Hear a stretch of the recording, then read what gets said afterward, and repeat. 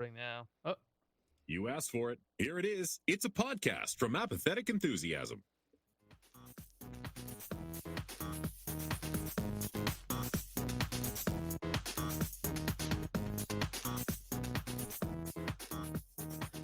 Hello, everybody. I'm Travis. hello everybody, and I am Brandon. Last time I checked, Last time. which wasn't very recent. First time, long time. This is Apathetic Enthusiasm, the podcast that Brandon and I started a very long time ago, and we still make it. It still Trudge happens. along. It still happens. If you are listening for the first time, you can find this podcast and every other podcast that we do over at apatheticenthusiasm.com. You can follow us on social media. I am at Jugglemino. He is at Barnyard Cruise, and we are at Apathusiast on Twitter. You can also go to facebook.com/apathetic enthusiasm show or apathetic_enthusiasm over on Instagram. You can send us an email anytime at apatheticenthusiasmshow@gmail.com and support the show financially at patreon.com/rickandmortypod. We are currently streaming live to, well, ourselves, because we didn't announce that we were going to be streaming tonight. But hopefully some folks will show up over at twitch.tv/apatheticenthusiasm or over at youtube.com/apatheticenthusiasm, where you can watch the shows later on. Maybe you're listening and you're like, gosh, I really want to know what these guys look like. Yeah, head over to youtube.com/apatheticenthusiasm and you can watch our videos. Be sure to do it. We got videos now. Be sure to do it. And also, in whenever we stream Dungeons and Dragons, make sure to Bargains and blargans. we do that as well, where Yeah. you get such wonderful insight as to, that's what Brandon's wife looks like, and that's what it looks like when she makes out with him on camera. Do you want to open the show with this topic, Brandon? For those of you that that have been watching along for a while, yeah, we play Dungeons and Dragons. It's a thing that we do. We've been playing for just over a year and about a quarter now. And Brandon is currently DMing a homebrewed campaign. And we played Friday night, 3 long days ago. And we had an unexpected interruption where your wife felt like some smoochy time. That's right. That's right. I don't even really know how it happened. Chelsea, my wife, she had a few friends over, and it started off with one friend, and then it turned into two friends. Which, okay, evidently there might have been three. She doesn't actually remember either. But uh, And clearly your first thought was, hey, I can get the character sheets ready if you guys want to hop in on this leg of the campaign. one of her friends does want to sit in and watch us play. I don't remember. Here's the thing: Chelsea's friends, their names are Katrina, Crystal, and Kristen, and I'm supposed to remember which named friend is which. Just the 3 C's. You just create a unit. Well, yeah, and then your wife, her name starts with C, so it's just that's not crazy. It's not a K. Chelsea. Good Chelsea. And anyway, before we started, I told you that they're having fun times, and you're like, "Are you gonna lock the door?" I'm like, no, I don't need to lock the door. Nah, it's fine. She knows I'm doing this. And in the middle of there's a little side quest that you guys were on, trying to find out if this guy's an actual murderer, because a ghost sent you on a quest. And in the middle of that, Chelsea comes sneaking in because I didn't know she's here, because I can't hear anything out of here. And I have to keep looking around now just to make sure she's not there. She comes in and, like, over my head, like, Just starts making face with you. yeah. And I was like, oh god, and I'm like, this should be the time where I'm like, gotta go, guys, I'll be back. But I didn't do that. Anyway, Faceful. You didn't, and the best part about it is, we stream our games live, and you were just like, ugh, and immediately like turned your camera off, muted your mic, and disappeared. Which if I had been the DM and like a player randomly like had to drop out for a minute, we could kind of play around that. But it was really interesting for us three players with no DM to try and like keep the stream and the game going without having the person that's like creating the world for us. Yeah. So we just pulled ourselves aside and we're like, all right, like how are we gonna deal with this guy? And like how like all right, well maybe I'll go over and distract him, and then while I'm doing that, you go and like search the building and stuff. And then you like came back while all the chat is like taking bets about how many minutes it's gonna take before you come back. I Uh, never looked at the chat logs for that portion. yeah, an old friend of ours, Justin, was like, yeah, he's I give him like 3 minutes tops and he'll be back. So anyway, the funny part about that is we came up with a plan amongst each other Yeah. to sort of deal with the situation. And after the fact, after it was all said and done and the session was over, we have these like post session conversations, and we realized that that was like something that we don't do enough in general, and like in any encounter that we have in the game. And so uh, un you know the second order effect Yeah. Yeah. of Chelsea bombarding Unintended you is that we consequence. realized we should probably play better as a team and discuss our strategies going into situations. So it actually worked out for us. Yeah, So yeah, yeah. I yeah. John told me about that after the fact, and you'd done that. The three of you had done that before in one of the first sessions when you're trying to. Uh, I forget what the guy's name is, but you're trying to like find out if he stole something, find the guy who stole something, and there was hints of teamwork there, although you kind of did your own things still a little bit, but there was little nuggets of something that was possible, and I don't know if John disguising himself as a ghost was part of that plan originally, but No, it he came all up with that on his own. Absolutely. It's great, and it's great. Anyways, I'm looking forward to this week. I spent a good chunk of time today figuring out how the story and how all the ruins that you go to next will work. Mm. Oh, Yeah, trying to get 3 straight weeks of games in before we have to take some time off. So yeah, if you're into the D&D stuff, or you've been watching, we will have a couple more games in the next few weeks. If you want to know what we're talking about and you have no idea, we do not release those as audio podcasts, but you can head over to our YouTube channel, and you can catch up on all those sessions. We've had 8 sessions, I believe, and they mhm. average 2 to 3 hours a session. So good luck with that.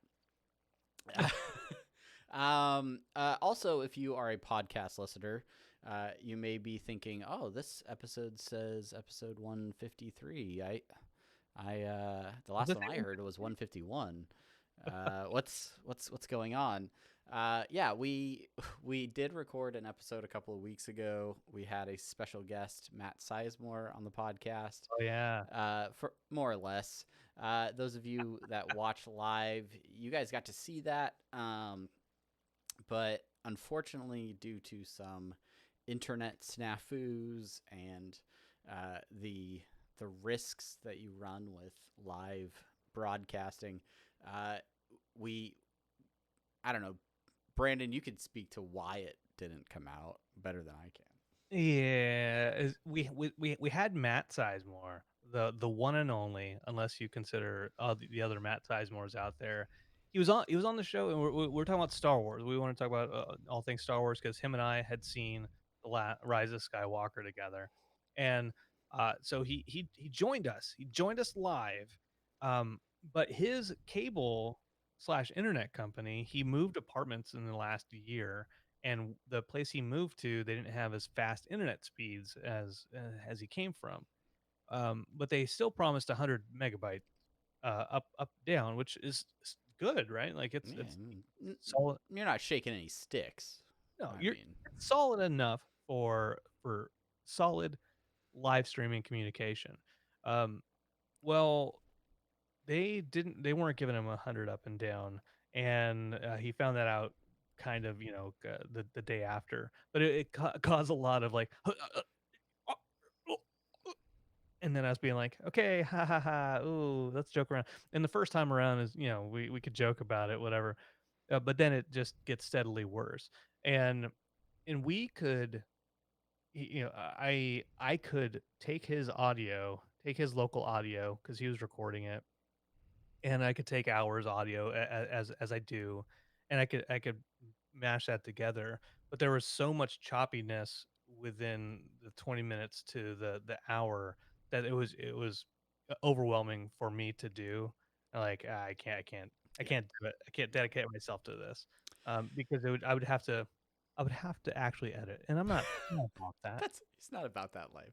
So, if you are a podcast listener and you absolutely have to hear our opinions about Star Wars, all things Star Wars, Rise of Skywalker, The Mandalorian, all of those things, uh, we have not and probably will not release an audio version of that podcast, but you can still catch the video version of that episode over on our YouTube channel. Go out there. It is live to tape, so you will see all of the hiccups and all of the that kind of nonsense. But it's there if you want to hear our Star Wars commentary. The short version of it is yeah. We liked it. It was good. Yeah, we liked it. We liked Yeah. it all right. And that was Matt's conclusion is it was good, which is what his problem was, is that it shouldn't have felt just it was good, but it should have been like, wow, that was Yeah. amazing. And can't fault him for that. Yeah, But can't and again, thank bad it. you to Matt for coming on the show, and hopefully we can do it again in some capacity Oh, thank you. whenever he gets his internet situation He figured had out. he had his one chance. He finagled that out of me, that one chance. Not gonna happen. Fool me once, shame on your He internet. blew his one shot to be on the show. So, Right. all right, on to new content, on to the new things uh, that that we want to talk about. We've had a couple weeks off. We've had a couple of long weekends, and Brandon, you and I don't know if we talked about this on the last episode, but your family finally entered into the world of virtual reality. You Yeah. guys, for the kid, got a VR PlayStation VR. Is that correct? Yeah. That's right. He's been wanting a VR of some form for a long time, and every time I go to, like, the Apple store, not the Apple store, but, like, an AT&T store or any like, a Target, and you walk past the really crappy VR goggles, the one that's just attached to your phone. It's not really Yeah. VR, but, it is what it is. He's like, "Oh, can I get that? Oh, can I get that?" And we always push him off and say, "No, no, no, no, that one's not good. We'll get it one eventually." Um, and and and so for Christmas, realized that Target was having a Black Friday deal for the PSVR.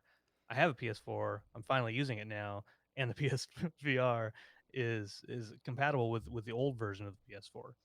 All right, cool. This is it. We'll pick it up for him.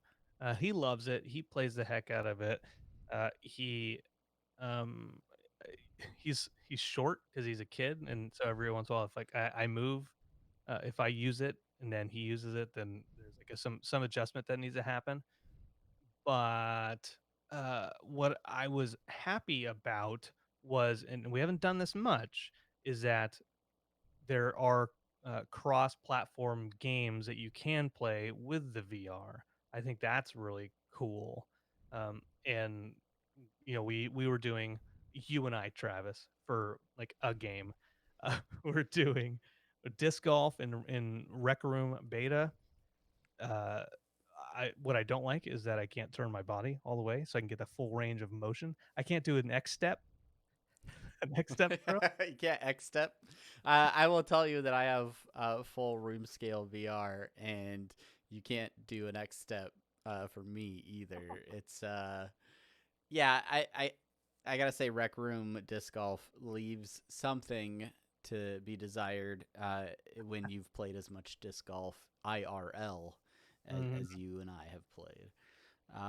But yeah, Rec Room is a game that I've played basically since I got my Vive. It's an indie developer that has been putting this together for a long time, and the game keeps getting bigger and bigger. It is still free as far as I can tell, Yeah. and like you said, multi-platform. So because you kind of log in and play on their servers, it doesn't matter necessarily that you're on a PlayStation or that you're on a PC. Right. I, this is one of those games that I've played cross-platform with other VR rigs, whether it's an Oculus or stuff like that. It's typically seems to be the game that everyone can get and everyone can use if you have a decent enough level of VR platform. And yeah, it keeps getting better. I realized I hadn't played it in like a year. And so they'd added a lot of new things Yeah. in the last year. But still like a pretty solid game and good sort of introductory VR environment. It's yeah, I'm getting used to this whole VR experience thing. It seemed that Rec Room it's fun. I like that you can hang out with people and in this um, land of tomorrow type of world. Um, but it does seem buggy sometimes, or like maybe it's just a PSVR thing. Like the hand never stops pointing; it's just always a pointer, and it just Hmm. like oh god. And then I'm like trying to look at my watch, and I get a notification from you, and like, well, come on, come on, c- come on, come on. It, it, Yeah, I wonder if that's your actual platform yeah, versus because I'm curious about the PlayStation VR. Like, how many sensors do you have that like watch your location? Is it one thing in front of you or? it's just the one camera in front, and then the little hand things. Mhm. I forget what they're called. Controllers? The No. Yeesh. Yeah, no, yeah, those whatever the PS View or I don't know, whatever they. Yeah, yeah, yeah. But those are the other motion sensors, and I mean it's pretty good as far as turning around and the camera not being able to see the sensors necessarily. But it was worse on Rec Room for some reason, Hmm. where like if it turned around, it would be like one position. Uh, uh, Yeah, I could see how that would be really frustrating and like feeling like you always have to face the same direction like in the real space. yeah, Um that would be hard for me to adjust to from what I am used to in playing with the Vive, where I feel like if I want to turn around, I just turn around and I'm good to go. Some of the games I was actually playing with your son after you got. I don't know if you quit because it was more than your stomach could take, or it was more than you, or if you had something else to do. But I ended up playing with your son for like another hour, and we were playing this like kind of yeah, dungeon crawling type game yeah, where Golden Palace or whatever. yeah, I don't remember what it's called. You fight like little goblins, and then uh, and you can either have a sword or a bow and arrow. Your son found it funny to keep shooting the arrows at me, which knocked me out of the game, and then he'd have to come and res me, and then he'd just shoot me again. uh, Sorry. but then we went to another game that's sort of like a futuristic, where there's like robots and you have to shoot them with like different laser guns and stuff. And he seemed to be like doing pretty good at that after we were playing for a little while. But I didn't consider the fact that he would have to maintain like a forward position all the time as we move through these different areas. Yeah. Yeah, And and like I was saying, it seemed that way with the Rec Room mostly. We've been doing other games just fine, like, not accounting plus, but, Job Simulator, Yep. um, and this one called Dino Frontier, I think it's called Dino Frontier. It's kinda like a city builder, but you, like, raise people to, raise dinosaurs and then build up cities and stuff like that, and you're kind of like a god character, like, looking down at the landscape, and you, like, pick him up, and you move a guy over to a dinosaur, and then he attacks the dinosaur, and then you're like, "Oh, no, he's about to die." You pick him up, grab him, take him to the hospital, drop him off. Yeah, Is that's a pretty fun is game that a little too. bit more like RTS style, where you're like managing items and people and stuff Yeah, all the time? it's not super, real-time strategy. It's almost like, Sims with a strategy bent. Okay, I got you. Yeah, yeah. Um, but yeah, I like VR, and, um, the the main problem which is why it's the main thing here in the notes, is, yeah, my I just have to be in ju the stars have to align just right, and the wind has to be coming from the northeast, and And you the have to take the perfect dosage of Dramamine. yeah, make sure I pooped that morning, make sure my stomach I didn't eat too much, didn't eat too little. Yeah, that because I get sick, and it's so frustrating. It's so frustrating to me. Um, It's something that's really like, because VR sickness is not a new idea. It is it's something people talk a lot about, and for me, like playing traditional video games on a screen, I have never experienced motion sickness. I've never had that like queasy feeling where I need to stop because I can't play that game without feeling nauseous. Then, like, my very first experience in VR was at like a trade show, and immediately got motion sickness oh, when I like went to look behind me, and the person that was controlling my movement with a keyboard like made me walk forward, and I was like, "Ugh," like just I was like, no, I can't do that. And so then when I tried the Vive for the first time at a friend's house, and then ultimately when I saved up enough capital to get my own, uh, I played for a long time and never really experienced that. But most of the games I was playing uh, used warp based movement, or were like a stationary position, or you didn't move outside of like a 3x3 cube, so you weren't like moving a lot. But then right. I played a game where you're like traveling around an area, and yeah, I started to feel that sickness again. So I would hope that, like, I don't know, there should be a lot of games that you can play where it doesn't affect you as much, because you're not having to move around an area. You're Right. just like Star Trek Bridge Crew.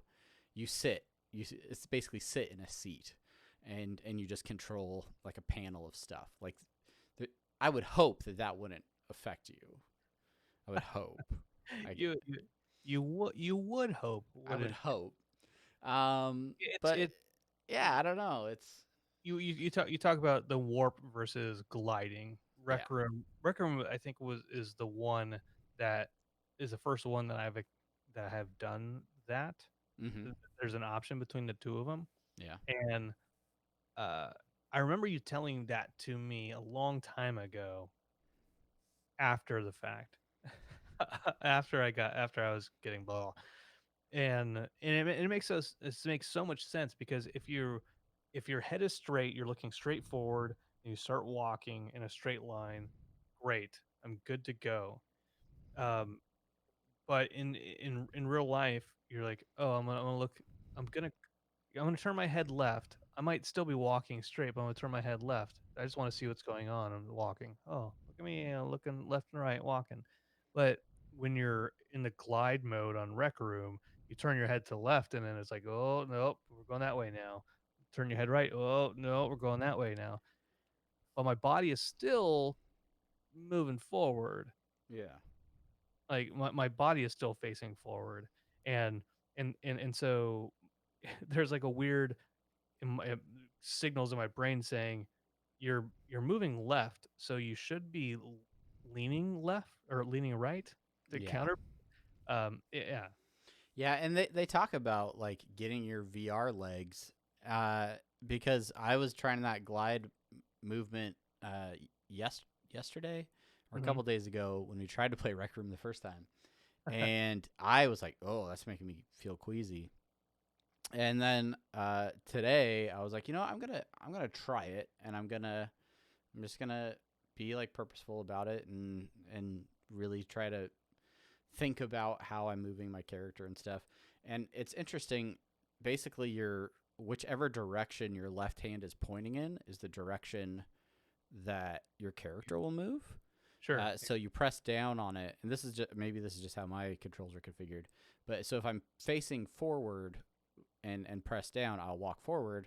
If I turn my hand to the right, I'll sort of strafe to the right or whatever. And as I like played with that movement, I could be more purposeful of knowing like, okay, my expectation is I'm going to move to the right, and so my body and mind are all in agreement. They're ready. Let's They're go to the ready. right. And so it's I, I've practiced with it a lot more today, but I will say like there was a point where it's like, all right, I'm getting a little twinge of ooh, and Oh, maybe not. oh, oh. Uh, but I don't know. I think I could get used to it to a point where I don't know. I Where don't know. where that won't affect you Yeah, in any. hopefully. Yeah, because there's some cool stuff in there that and I mentioned to you like in a chat like would like you said, oh, warp's definitely better for movement, and I said because there's like a paintball game and there's Yeah, like a yeah. laser tag game, and the way that they get around having someone be able to like warp all over the map and never be shot is when you warp, you're like stuck there in place for a couple seconds before you can move again, and that often like gets you out of cover or unavailable to hide, what makes you really vulnerable. Whereas if you're doing the glide movement, um, you don't get stuck in places necessarily. So I don't know. Yeah. I was playing with that. There's this game, a sequel to until until dawn. Until dawn. Yeah, whatever. It's a horror game for the PS4. That and it's like a choose your own adventures thing. There's a sequel where you are like on a roller coaster and you're going shooting things, and the roller coaster is in control of itself, so you're just riding in it. And I wonder how much of that would affect me, just being like, oh, I'm getting pulled along, but my body knows that I'm not getting pulled along. Um, and what that affects. I will It's say, it it's a fine line because I've experienced both. Where I played one game where you're like riding in a vehicle and it's going through stuff, and um, it didn't bother me. And then like some other game executed that in a different way, uh and it was like immediately like gag inducing. I don't know. I'll, I'll say this, in Minecraft, building when you are building like these massive mine carts, roller coasters, and stuff like that. You're like, I want to see what this is like. I want to see if it's doing what I need it to be doing. And you hop in and you start riding it. I I don't do that anymore. Good times. Well, what we'll have to do is we'll have to. Oh no, that won't work because you're a PlayStation VR. Not on a PC. Because I was gonna say there's a Minecraft mod that I got for Minecraft on my computer that lets you play Minecraft in VR, and it very it definitely changes the game when like every block is like half your height, and you realize how tall those blocks actually are, Yeah. and then you build a tower and go stay on top of it, and you're like, oh, geez, Ugh. Oh, I I God. did wrong by Steve. Let me tell you, but some of the situations I put him in, I feel bad about it. I feel so bad for them now. Poor Steve. Yeah, yeah. Overall, it's great. Some of the cool games. You talk, uh, R10 and X. My old buddy mentioned stationary VR games. I think that is what I have to limit myself to because those are one spot, one room at a time. The Rick and Morty virtual reality, I think, is like ideal that Yeah. type of thing, or Beat Saber, which by the way, there's like 700 different versions of some kind of Beat Saber ish type game. I think Beat Saber is probably the best, well known and maybe executed. I think Beat Saber was one of the OG ones, and Yeah, then probably a lot of copycats after that. yeah, How did is it through like a PlayStation Store or something that you can get a lot of these apps, or yeah, because I yeah. mean I get all my stuff through Steam, but Yeah, just like the Xbox store, PS4 has a store. You can get regular PS4 games. There's a section s- uh, dedicated to PSVR games, and there's a ton of PSVR games out there. I was trying to get down a Rec Room, and I'm like, well, I'll just scroll to the bottom. It's like tick tick tick tick tick tick tick tick. Tick. I'm not out of A's yet. Okay, let me do another 5 seconds. Tick, tick, tick, tick, tick, tick, tick, tick. I what? It just got into the B's, uh, and I realized maybe a couple weeks ago, my son was scrolling through the games, and I saw him scrolling through the games, and I came back like an hour later, and he's still scrolling through the games. Oh, okay, now I know now I know why that is. yeah, you should maybe use a search feature or something. Yeah, well, yeah, mistakes were made. One last note on VR is that there are they did a lot of games where they said, you know what, we have this game already. Let's just push it into a VR realm. I haven't looked at the Arkham Asylum VR I version. have that one. Oh, It kind I of don't, scared the crap out of me a little bit. we might have talked about this before. Is that it's like a standalone version of the game, right? It's not like it's not the full game. I don't believe it's the full game, and it's just like it seemed like just little vignettes from Arkham Asylum. So you go through and you solve this crime sort of thing, and you have to like identify little like elements and stuff. And for the most part, it wasn't like super impressive to me until like the very end, where you go and you visit Arkham Asylum, and you go over to the uh, to see the Joker in his cell, Hmm. and that experience uh, was very well executed in VR and was super like creepy. It was really cool. I don't want to spoil it for anybody if they want to experience it for themselves. But yeah, if you're a Okay. Batman fan or if you like Arkham, yeah, is a solid VR. But it was maybe like an hour of playtime Oh, tops. yeah, Like that's not too bad. That's yeah, that's enough time for me to not get sick. yeah.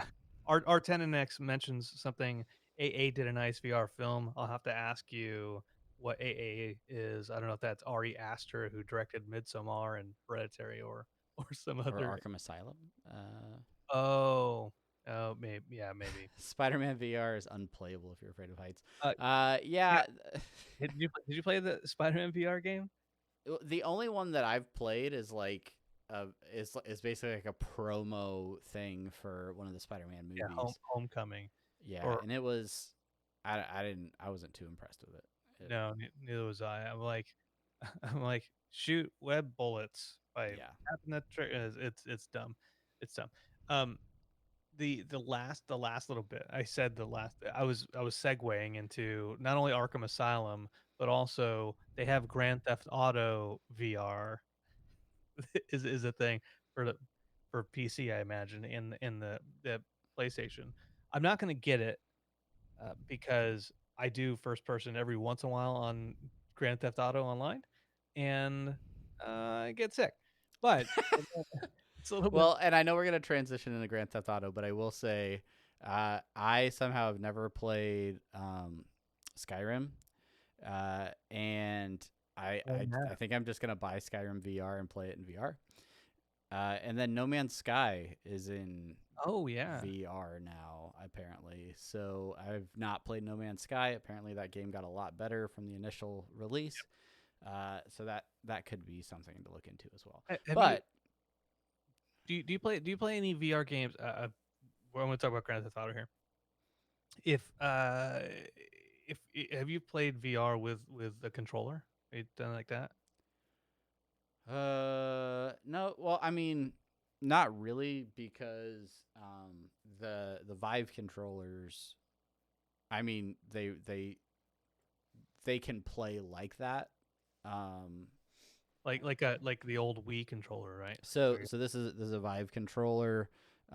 This is more for the benefit of people watching on video, but it has trigger buttons, and then it's got these side grip buttons, and then a trackpad on the top, and a couple other buttons. So you can kind of like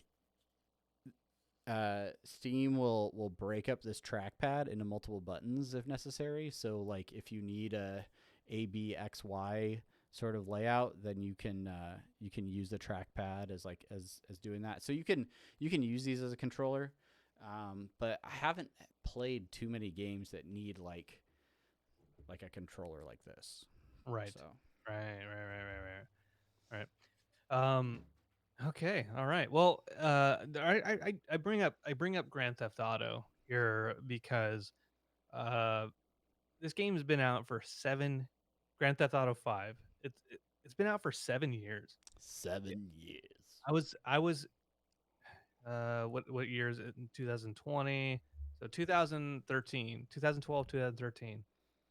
And oh my gosh, I gave up. I gave up on the game. First of all, I've never played single player mode. Sorry.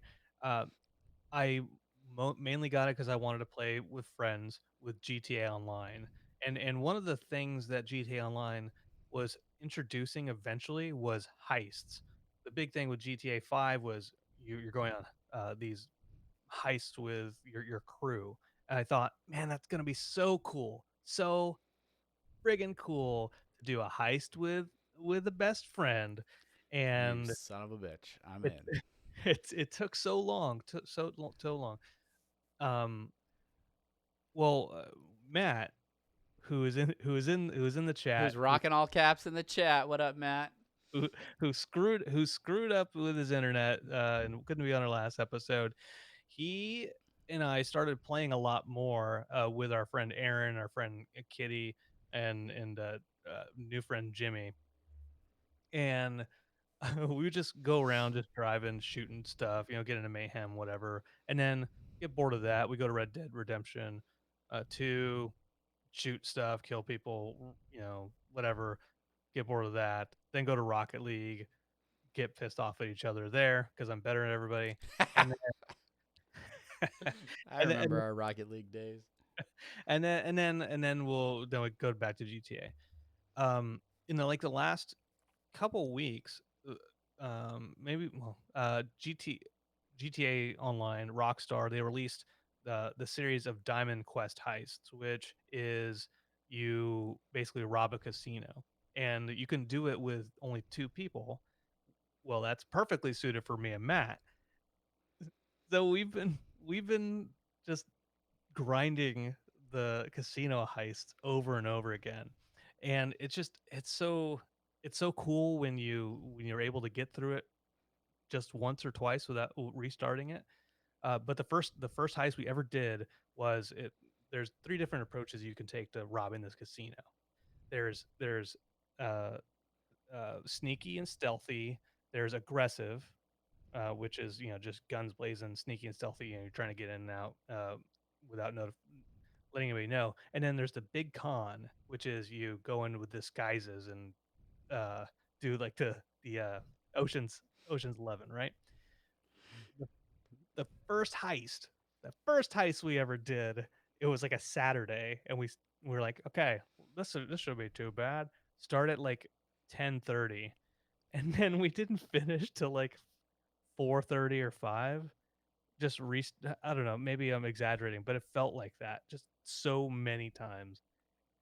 Ah, uh, uh, I will let you know that we did it the other day, and we did it wrong. There's a way that you can just like go in to the vault and come out of the vault with the big con method without attracting any attention, and it takes like 10 minutes to do.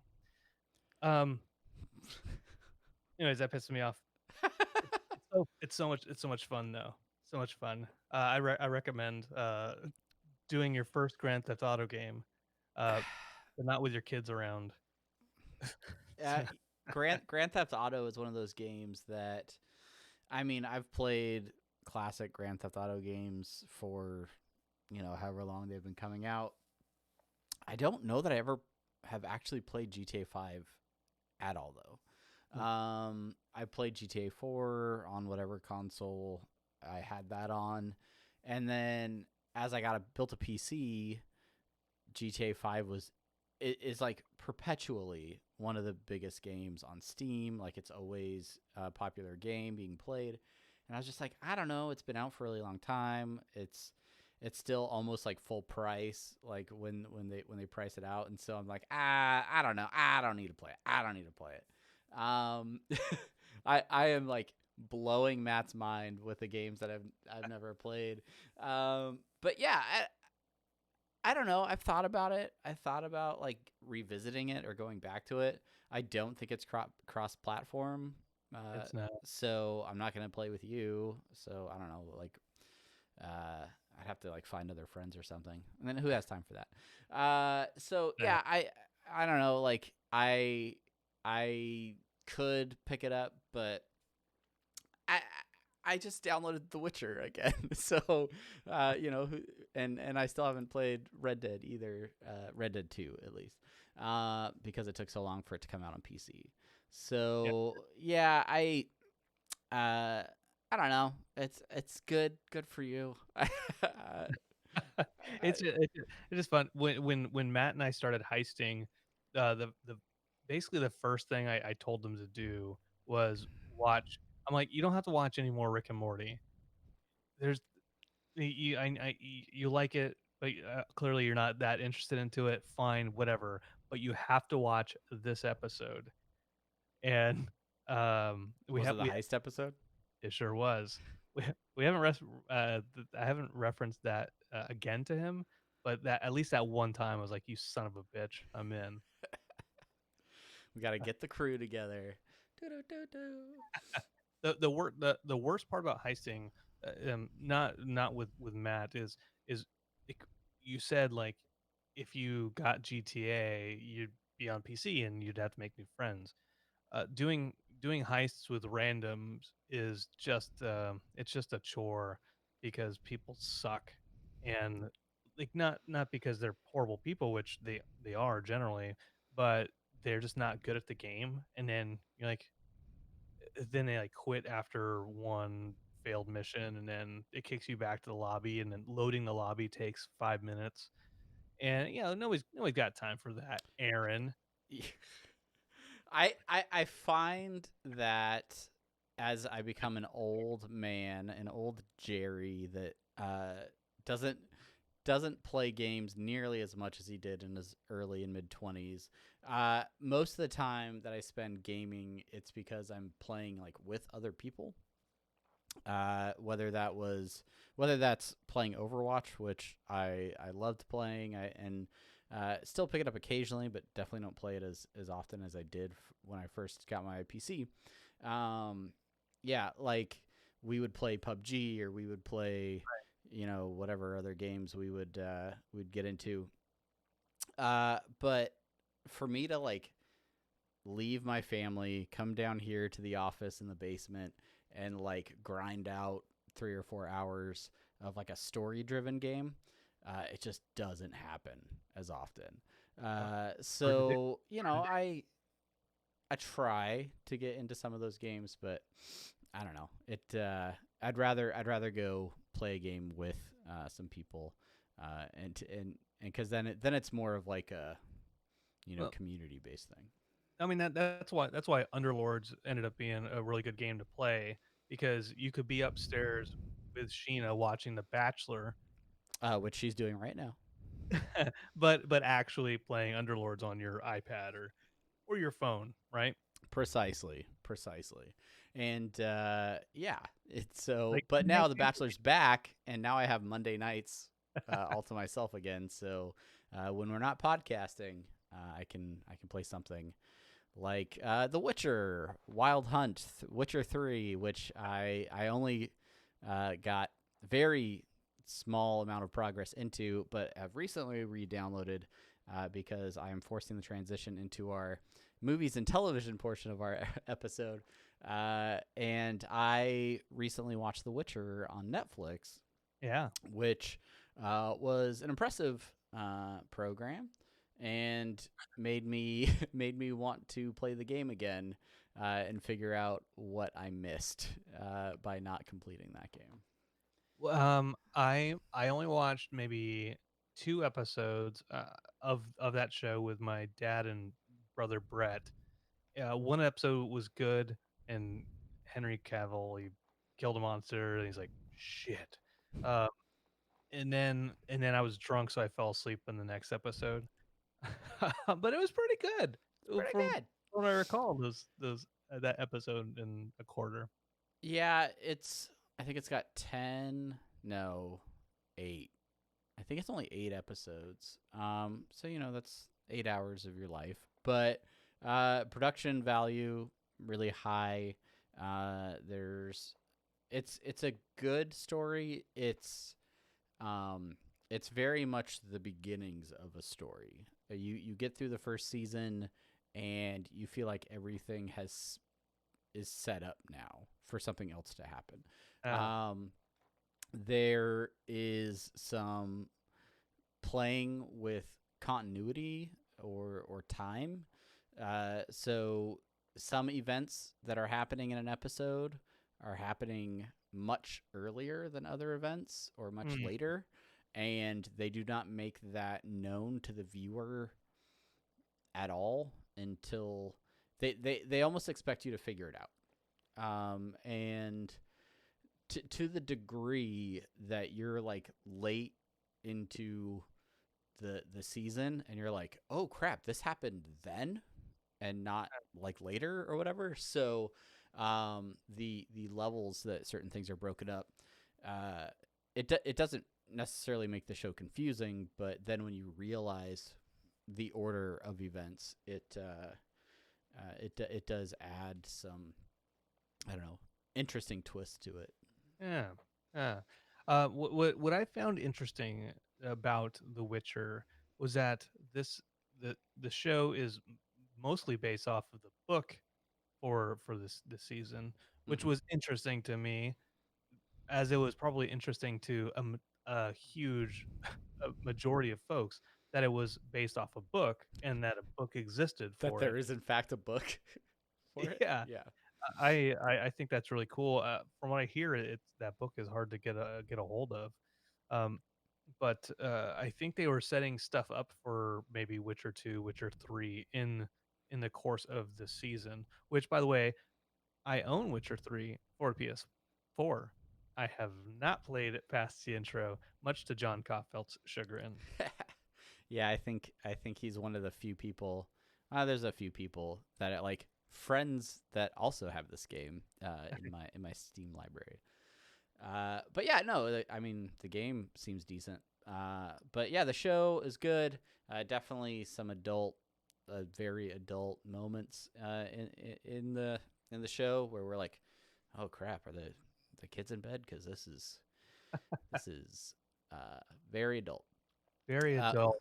What I'll say about Henry Cavill is that I just don't see him as a menacing person ever. Even as Geralt, the most menacing he's ever been is with a mustache on the Mission Impossible movie. He's a badass in that, and it's because he has that mustache. I'm just saying. I think I liked him better in this series than I did as Superman. Yeah. I'm comfortable saying that. Yeah, yeah. I don't know. I think he did a good job. It's a weird thing about Geralt's character or Geralt. Yeah, Geralt. Geralt. Geralt. Geralt. Gerald Ger- Gerald? Geraldine? uh, is he he's supposed to be sort of separated from human emotion, and so he's all about just monsters and money, getting that coin, Yeah. and Getting that but obviously he's got like feelings, and he pursues certain relationships throughout the course of the series. I don't know. I thought he did a good job in the role, and overall, I enjoyed it. I would want to check out the second season whenever it comes out. So I don't know. I thought it was good. Speaking of second season, is there going to be a second season of the morning show? You have it here in Yes, the notes. yes, the morning show. So this is the other series that I recently completed, and this is on Apple TV Plus. So one of the most exclusive streaming services. If you've purchased an Apple device in the last, I think 3 months, you get a year free of this streaming service. Otherwise, you gotta pay for it, I guess. And the morning show was advertised as one of their blockbuster series that was going to come out with. It's got uh, Jennifer Aniston, Reese Witherspoon, Steve Carell, just to name a few. And it's essentially loosely based on the Matt Lauer fallout at the Today Show, where he was accused of sexual misconduct and then fired. This parallels that situation. Steve Carell's character is fired at the beginning of the show for sexual misconduct, and then Jennifer Aniston, who's been his like longtime partner, has to carry on with the show, and they bring on Reese Witherspoon, who is this field reporter in some small town that is ends up becoming her co-host through a series of events. The I'm sorry, I just read Matt's comment, mixing up him with Matt Lauer, and we're just gonna not do that. Anyway, so very well written, very interesting story, very upfront about the Me Too movement and a systemic issue in not just the entertainment industry, but I think it can be extended outside of that in cultures that cover for men that don't behave appropriately in their jobs, and how it's the responsibility of everyone to not just like look at the bottom line or how much money they're bringing in, but that these are actual people that are affected by people's behavior. And so I don't know, it was really good. It's well produced, and I know that they're coming out with a second season. I'm curious to see where it goes. But yeah. Wasn't it like the highest amount of money produced for a Disney show? It had to have been with all those stars, Well, right? yeah, it's not Disney, right? Like it's Apple. But Oh, yeah, yeah. yeah, Sorry. Yeah, I mean, yeah. yeah. Editors. But yeah, I think they spent a ton of money on it. And I mean, for a show that, it's not like Game of Thrones or like Watchmen, the Dark Materials, like any. It's not like one of those shows where you have like crazy special effects or like you're not making CGI dragons. Um, You're just paying actual stars to star in that show. Right. Yeah. And I mean there's like a series of a sequence of events where they go out to California to cover wildfires and the way that like they shoot it, like the proximity they get to what were probably never actual fires. A lot I'm sure goes into making that happen, but Huh. yeah, anyway, as far as story driven content, it was very good. We that was another one of those shows that Sheen and I like couldn't stop watching and had to push through to the finish. Okay. All right. Yeah. Um. I one of the What are you watching, Brandon? What are you watching? I wanna shout out. I watched Split tonight, and I don't really want to talk about Split really. A sequel to Unbreakable. Oh no, not sorry, not Split. I watched Glass Mm-hmm. tonight, sequel to Split and Unbreakable, and it wasn't as bad as everybody said, but it was not a fantastic movie.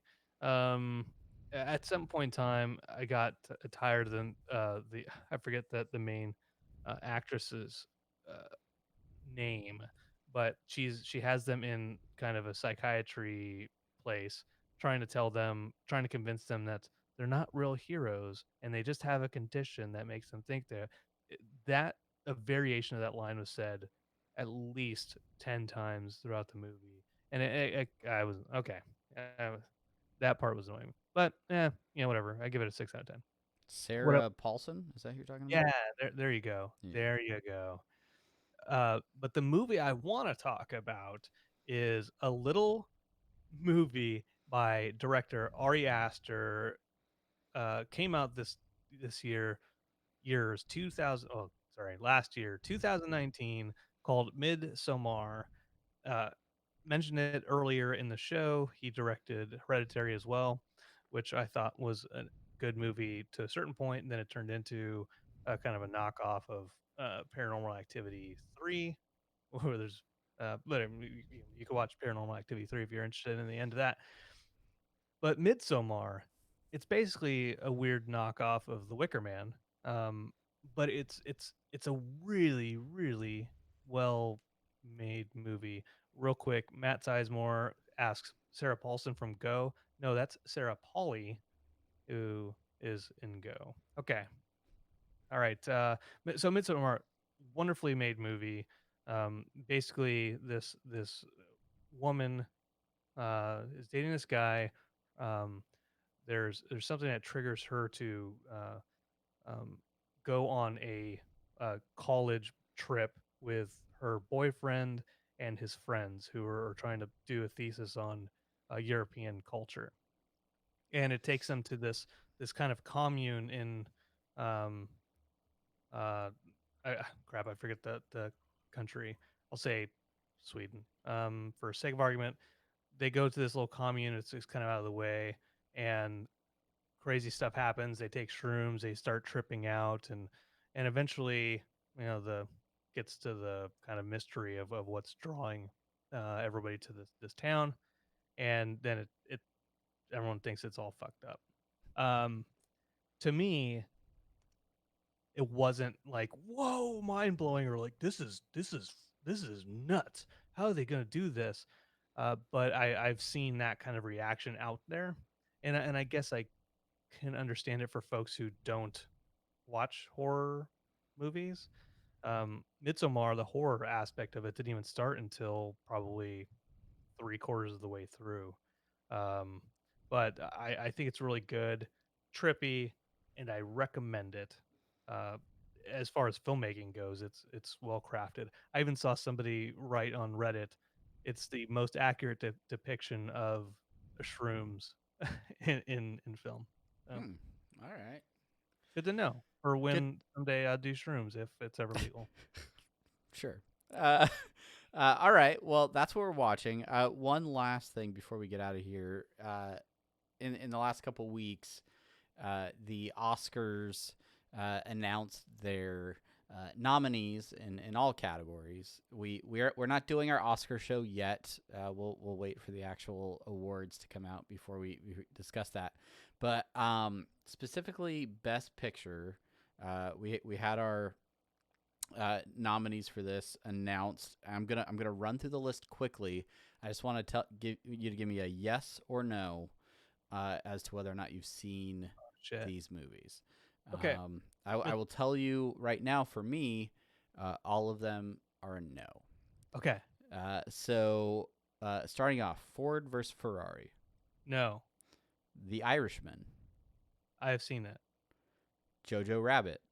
Wait, oh, you're asking me if I've seen it or have not? Yeah, have seen it or not? I have not seen Jojo Rabbit. Joker, Yes.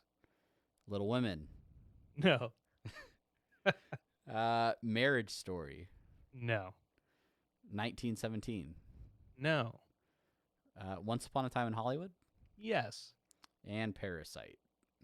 No. But ooh, of the movies that I have not seen that I want to see, 1917 and Parasite. Roger Deakins cinematography for 1917. He won for Blade Runner 2021. Mm-hmm. So many of these movies I want to see, have wanted to see, have access to see right now if I just load up Netflix. I have not seen any of these, and I try to make a point to watch every Best Picture nominee prior to the award ceremony so that I can have an informed opinion about the winners and losers from Motion Pictures Greatest Night. And basically all of that's to say I got my homework to do. I got a lot of work to do, and some of these movies are still out in theaters. Sheena went and saw Little Women. She took my oldest kid. She said it was really good. Good. I don't know how or when I'm going to catch that one. Might not happen. So, but I've heard great things. So. If you had to start with a movie, which movie would you start off with? So I would probably start with The Irishman because it's on Netflix. You know, it's just easy to get to. The Joker is available now on Blu-ray and stuff like that, so I could rent that one. Mm-hmm. Marriage Story, I think that's another streaming movie. It is. Yeah. So, yeah, probably those ones. All right. The Irishman was good. It felt longer than it needed to be in Yeah. many ways. I think Scorsese has actually said he wanted to make a movie longer so audiences would. He had a reason. He had a reason behind him actually having it be a longer movie. Um, overall, it's good. Joe Pesci, amazing job. That guy missed that guy. He just has an intensity about him. I did watch a short video about Industrial Light and Magic's de-aging Oh, efforts for that movie, and everything that went into making that movie that spans like 30 years or something. And most of the lead actors, who are much older now, had to play younger versions of themselves in the film, and how they developed the technology and everything that went into creating the younger versions of the characters, but still captured the acting right. of the actual actors. They filmed it like with a 3-camera rig that used 2 infrared cameras, Hmm. so that they could eliminate all shadows and things like that, and just get the shapes of the actors, and then all of the different processing and stuff that went into and like the code that they had to write to analyze them, and then like through like AI or some magic and wizardry, remove remove wrinkles and Yeah. make them look younger. So yeah, it was really crazy everything that went into making that film actually happen. The similarly impressive is you might have seen it like on Twitter, a link to a YouTube uh, for 1917 where it shows the side by side, the guy running on a battlefield, explosions going on, blah blah blah blah, with the filming of it, and that being a single take, which I guess 1917, like the whole movie is it's portrayed as a single take, which is always incredibly interesting to me. But yeah, cinematography and the coordination has to go with just hundreds of extras running across a battlefield, and the guy is like running straight towards the camera, and then it's like a crisscross of people running, perpendicular to him. Mm. Crazy, crazy stuff. Yeah, crazy, crazy stuff. Anyways, that probably win. I hope Joker doesn't win. I liked Joker, but it doesn't deserve Best Picture for being um there's a D word where it steals from other stuff. Derivative. Yes, very it's it's good, but it's incredibly derivative of Scorsese. It just is, and he would tell you that. And even though it's a Joker movie, it didn't have to be called Joker. It could have easily been called anything else, Could have been um, called Taxi Driver. You know, or King of Comedy 2, All right. Electric King of Comedy. Electric Boogaloo. All right. Well, that's what we're watching. That's what we're playing. That's what we're trying to not vomit about and get motion sickness with.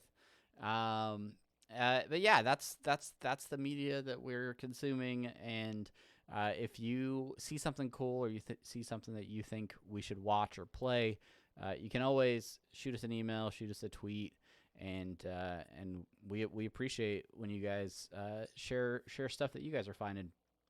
Also, if you're new to this podcast, maybe you're a fan of Submitted for Your Approval or Interdimensional RSS, and you're checking this out for the first time. If you're listening on Apple Podcasts, you could write a review, let us know what you think, or you could head over and leave a review on iTunes or comment, whatever place you want to let us know that you're listening. Yeah, and that is it. We should be getting back into the flow of these for a little while we have an undetermined length of break from interdimensional RSS. But yeah. There it is. Um, and with that in mind, friends, one and all, we appreciate you and your family and other friends and I acquaintances appreciate your family. listening. Happy New Year to you. And yeah, until next time, I am Brandon, And I'm Travis. and we'll see you later. Bye.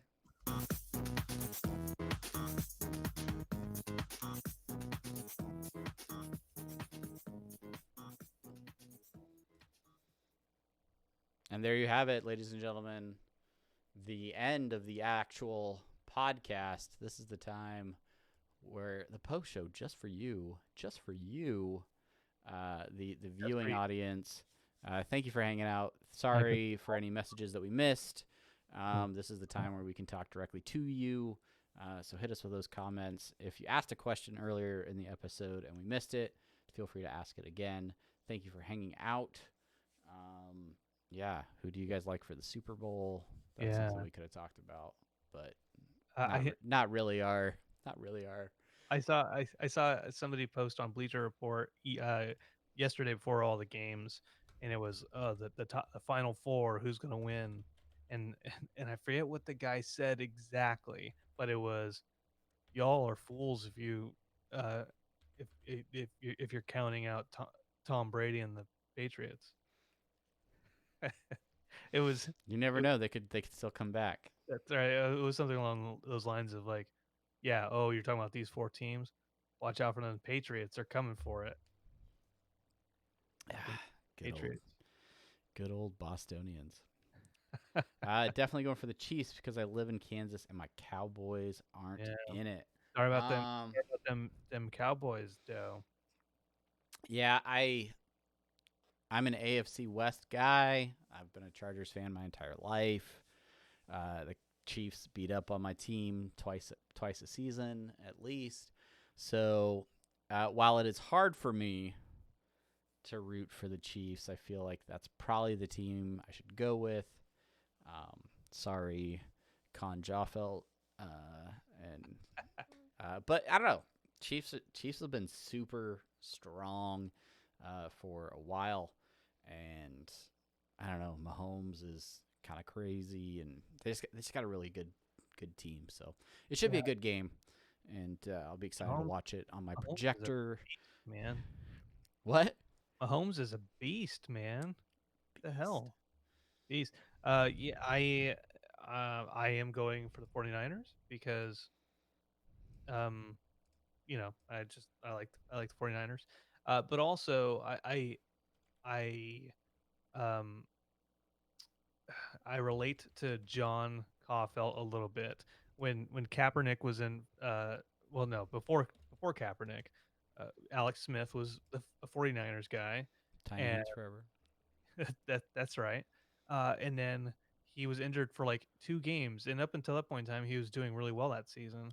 And then Kaepernick comes in, and then they like, nope, we don't need Smith anymore. Just keep Smith out, and then Smith then goes to Kansas City from there, and um, so there's a bit of me that is like, all right, here it is. Here them they're going after each other.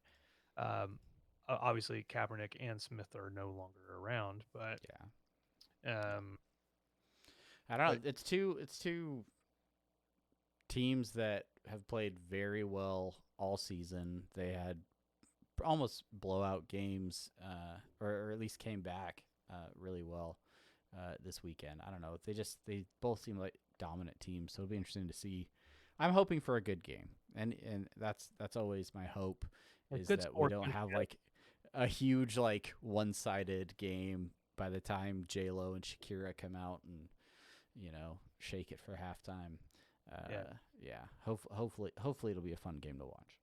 man, shake that roof down. Yeah, So much shaking going on. so much Oh, shaking. So, all right, what else is going on? Anything else that we missed? yeah. See what else? What else? Oh, the kiddo is reading Volo's Guide to Monsters. He took that. That's He there took you go. he took that into bed with him tonight.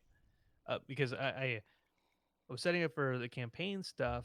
And by the way, if you're watching Volo's Guide to Monsters, a D&D book. Anyway, I we were getting to go up for Chelsea's family in Orlando. And I was like, "Do you want something to read? I have this book. It's all about monsters, Dungeons and Dragons monsters. You can read it. It's very interesting." And so he opened up the book and he was flipping through it, and he's like, "Oh, this art's cool. What is it? It's a fire newt. What the? It's so weird looking." And he didn't take that with him on the trip, but when we got back, he the yesterday morning he was looking at it again, and he just like sat there all morning looking through it. And I was like, he was looking through the bestiary where it just has all the stat blocks. And I was like, well, if you go to the front of the book, it talks about like the monster's history and their background. He's like, oh, so tonight before he's going to bed, he's like, I want to read the history. I'm like, go for it, dude. Do it. How much does Volo's guide differ from like the monster manual? Is it the same monsters with more information, or is it just more monsters?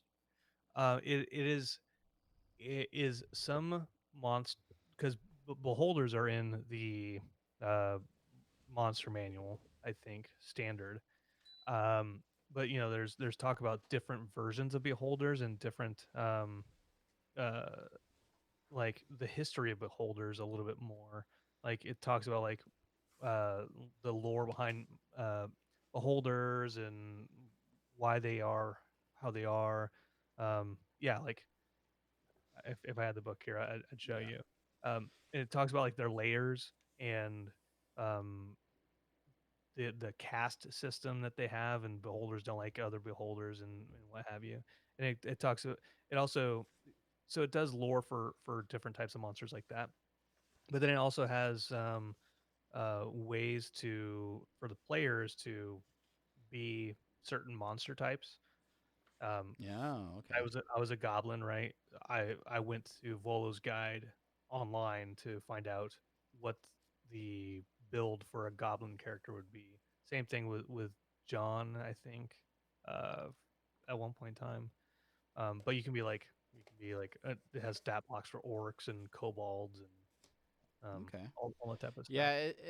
Looking through the monster manual, like there is, you know, about a page and a half of additional information on a beholder, but it sounds like it gets into much more detail in what is it, Volo's guide? Yeah. So Um, that's cool. That's cool. yeah, yeah. Add more context, I guess, to your campaign. Exactly. It also adds some monsters that aren't in the monster manual. Yeah. Like some demon types and some fae types, and I talked about that fire newt. That is a thing Yeah. that's on there. Yeth Yeth hounds, uh, Mm-hmm. bags. And Stuff like the other day we were playing, and then when we were done, or maybe this is the day after we played, I said something to the extent of commenting on the campaign, and you're like, "We are in Act 1 of your campaign. Eight sessions in, probably what 40 40 hours or so. Oh, yeah, I don't know about I don't know how many hours we played. Maybe 30. uh, How? Because you're writing this yourself, right? You're writing yeah. I more or mean, less. uh, as you write as I write as much of it as I can, I guess, but like not like so strict that it's a narrative and I'm having you guys fill in dialogue here and there. Mm-hmm. Uh, Right. Yeah. because I know to a certain I can't be like, all right, this is what the story is. Boom.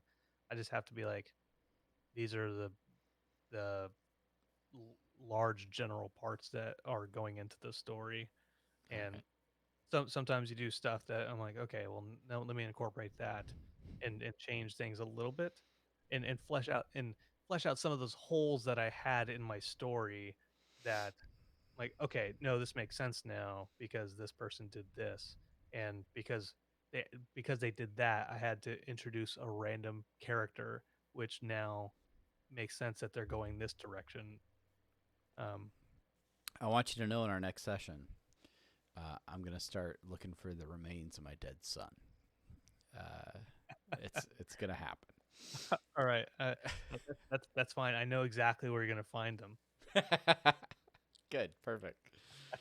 Uh, Good old classic D&D inside jokes.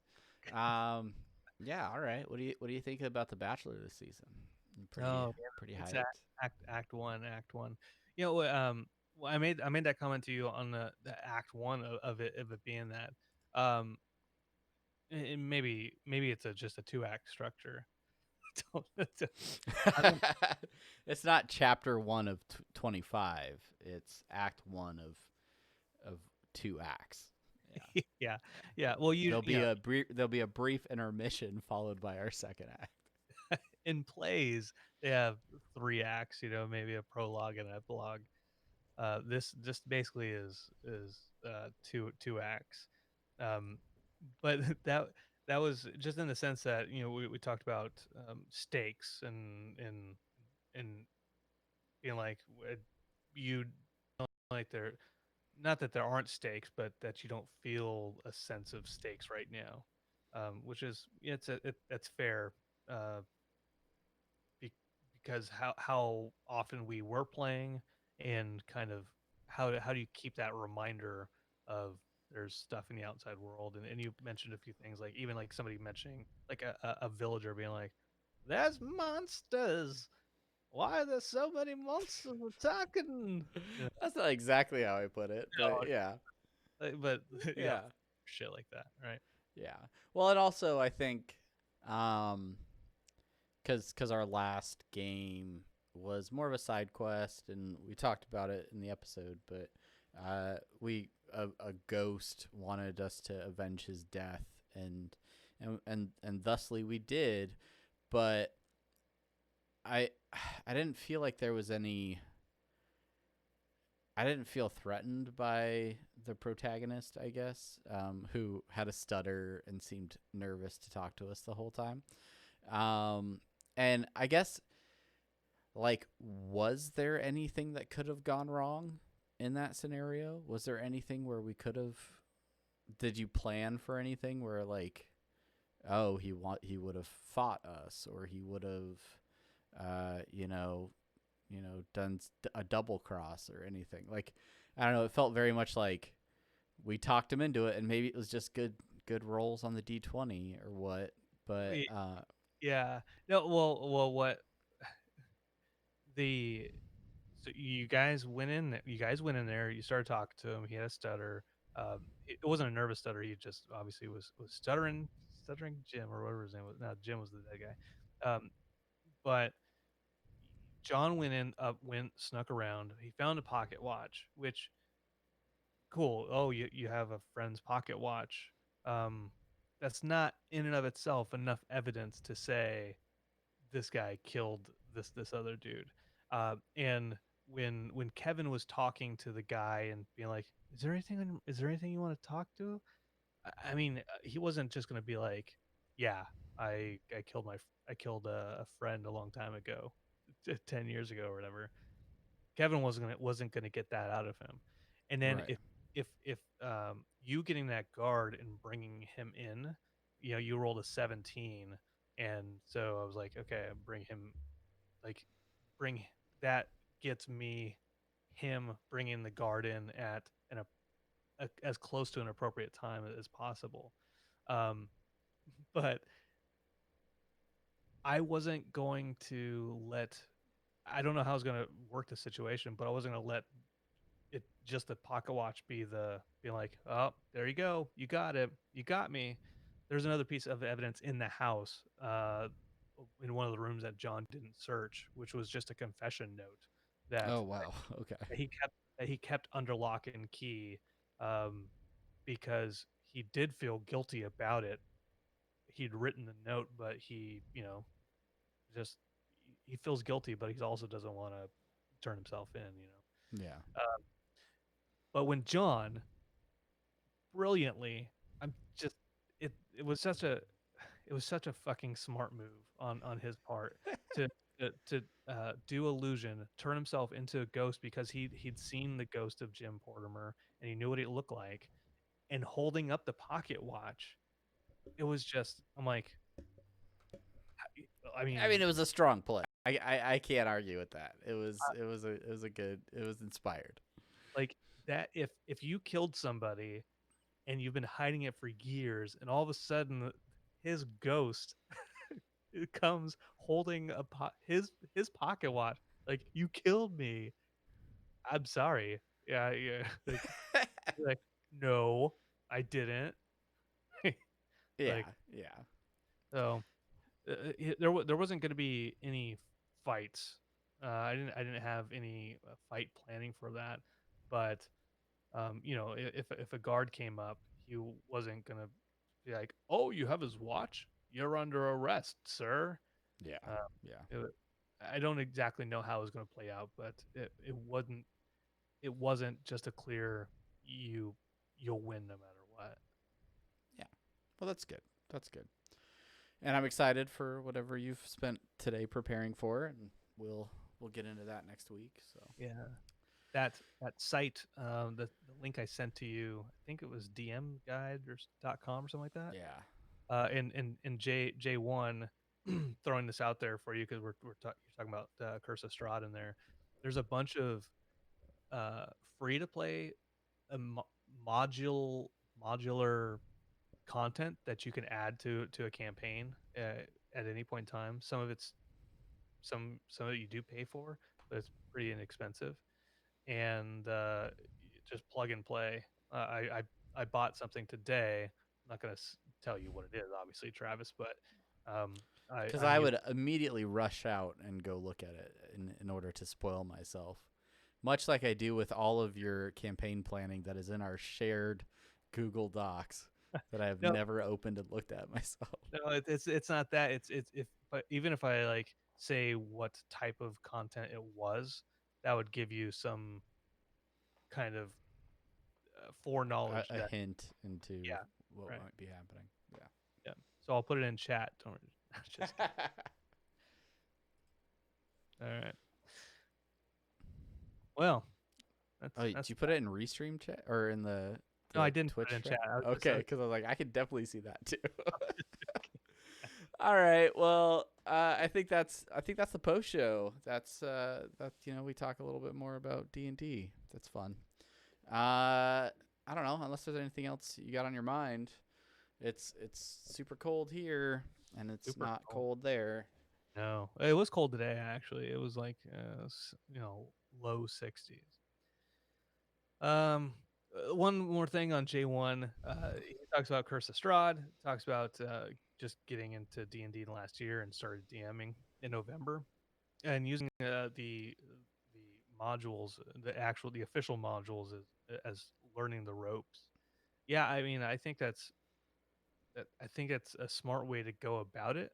Um, to to to see how things are structured and see how kind of plots or characters are laid out and how stat blocks are laid out or um, a lot of times there's tips on how certain situations go and what your players might do. And if your player does this, then you might roll a DC 12 and if they investigate it. And if you tell them that a dog ran by with a key in his mouth or something like that. But it's just gives you a starting point to be like, okay, that's how a DM might look at this content. Um, that I think if either of us jumped in right like cold, just jumped right into the water with nothing around us, be like, how are you supposed to do that? You just make shit up? Which yes, you do, but there's structure to the made up shit. Yeah, yeah, yeah. There's structure to it.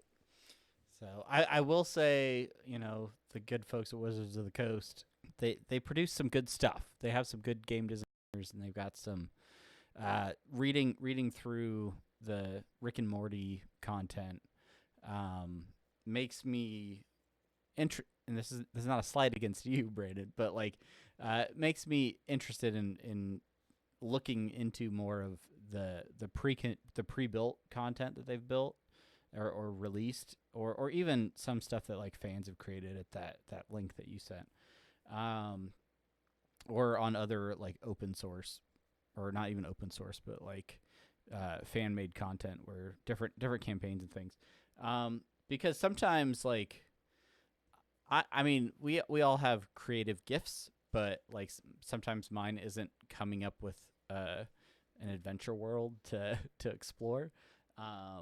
So seeing what some other people have produced and the ideas that they come up with, I'm like, oh, that's really cool. Like that would be really fun to try and play through. So Yeah, going to those other sources for inspiration, I think is good. yeah.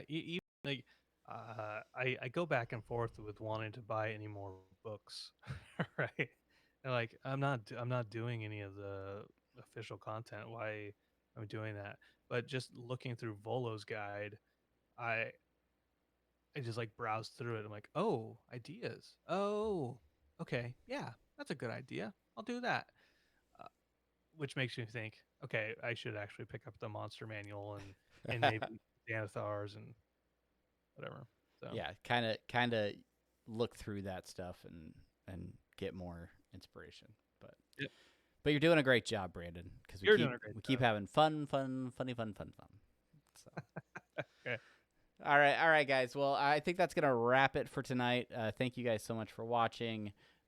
If you're watching this later on, leave us a comment. Let us know that you watched. Let us know what you liked, what you didn't like, and we will catch you.